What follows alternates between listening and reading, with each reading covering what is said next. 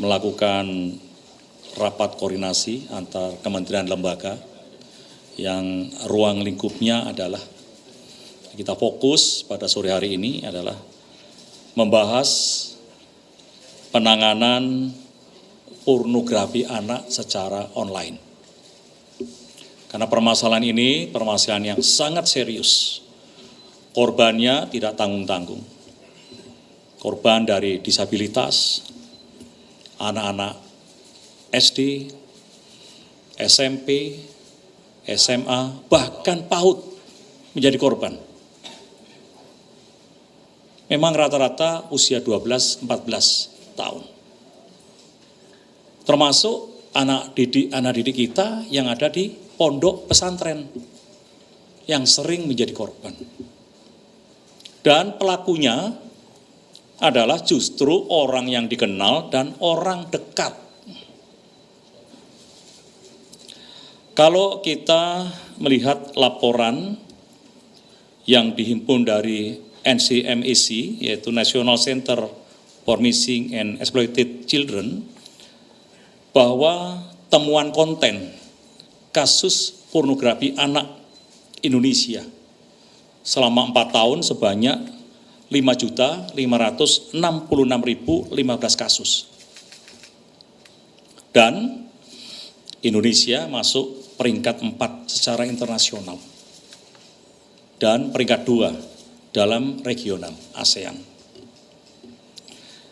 Tadi disampaikan oleh Kabar Eskrim dan Ibu Menteri Sosial bahwa berdasarkan laporan bahwa statistik laporan temuan kasus dan konten pornografi anak di Indonesia ini tidak mencerminkan jumlah kasus yang sebenarnya terjadi di lapangan. Karena apa?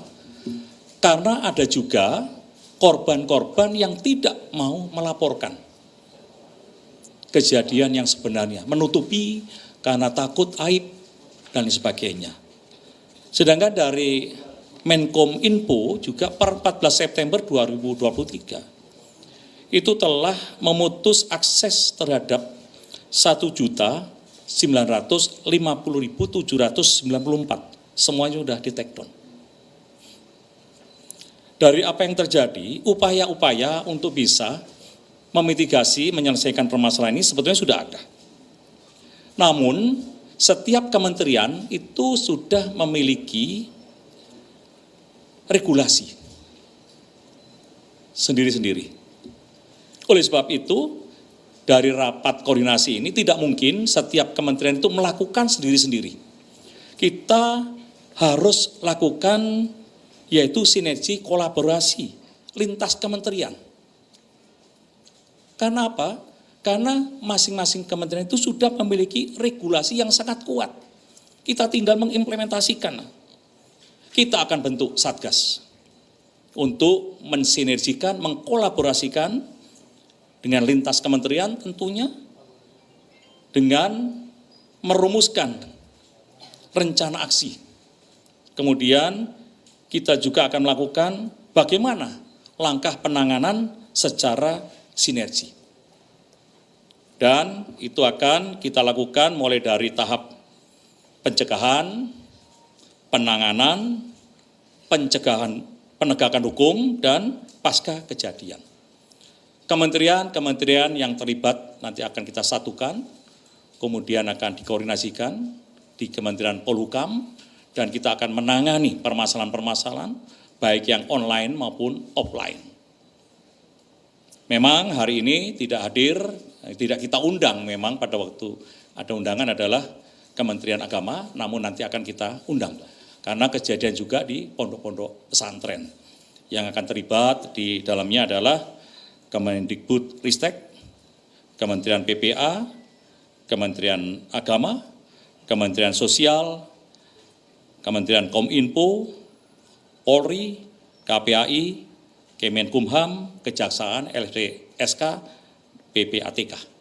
Ini akan terlibat, kita akan merumuskan karena permasalahan ini saya yakin adalah fenomenal gunung es di lapangan akan lebih banyak, tidak sesuai dengan data yang kita terima. Demikian rekan-rekan media yang bisa saya sampaikan pada kesempatan sore hari ini. Dan mudah-mudahan Satgas yang nanti dibentuk ini bisa menyelesaikan permasalahan-permasalahan yang terjadi di masyarakat, dan kita akan memberikan edukasi, memberikan sosialisasi, dan melibatkan kementerian lembaga yang saya sebutkan tadi.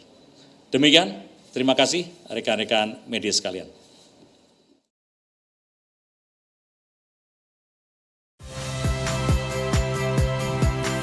Saya Ihsan Sitorus.